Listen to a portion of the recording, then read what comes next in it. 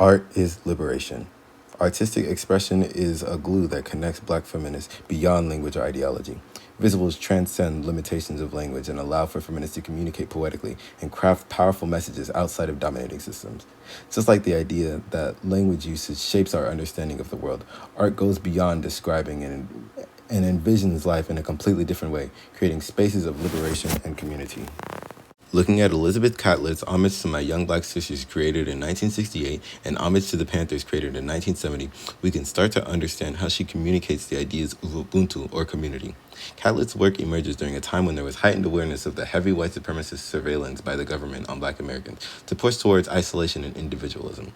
In the face of this, Catlett creates work that references the strong women leaders in Black liberation movement with the wooden sculpture's Strong Stance and the Black Power Fist, and in 1970, her direct reverence for the Panthers.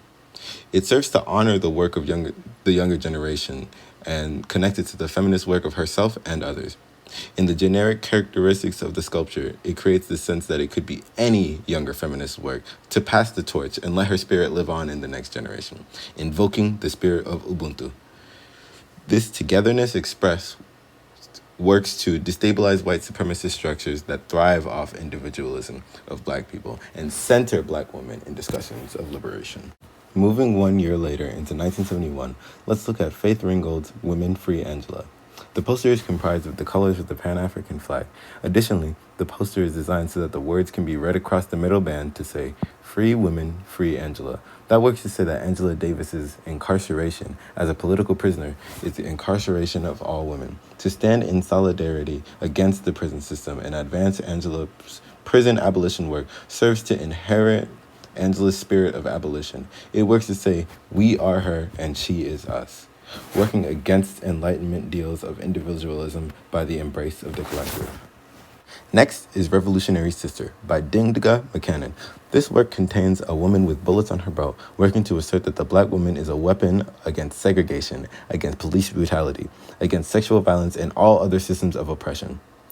The piece is composed of various pieces of hardware, stored material, which works to assert that the Black woman will break into any space they feel inclined, such as the hardware store where women were not kindly received during the time of this piece's creation. The two-toned color on the face of the revolutionary woman serves to complicate the individuality of this revolutionary woman. The woman represents the spirit of the Black woman, creating opportunities to come together and become one as people. Next, we move to the 90s with Renee Cox's Hot and Tot. Cox's work is black and white photography that features body modifications that exaggerate the breasts and butt. This works to pay respects to the life of Sarah Bartman, who spent her life in a human zoo with her body as an object of viewing pleasure. With the name of this piece in conjunction with the stare of Cox back at the spectator, it serves to force the spectator to answer an internal question. Why must you look at our bodies this way?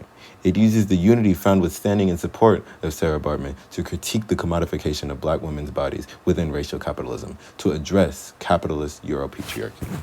Similarly, in Carrie Mae Weems' From Here I Saw What Happened and I Cried, in 1996, Weems details in a caption on a red background about the dark history that has happened and continually uses the word you to talk about the whole diaspora that has come before him. The work ends with the caption, "And I cried," while looking towards the history, serving to sympathize and honor the ancestors who experienced it, but also to acknowledge that those are the stories of her ancestors, and thus she has inherited that trauma. It speaks to the generational trauma created by imperialist, white supremacist, capitalist patriarchy that can only be healed through decolonization of the mind. Finally, the documentary Free Angela and All Political Prisoners, made in 2012 by Shola Lynch, works to show the power of unity and solidarity and threat it poses to the interlocking systems of domination. In showing the extent to which they label Angela Davis a national threat and the persistence in arresting her, it works to advance the notion that the enemy of domination is in community. Not only that, but the insistence on Davis to be a part of the Black liberation movement shows the empowering nature of being part of something greater than yourself.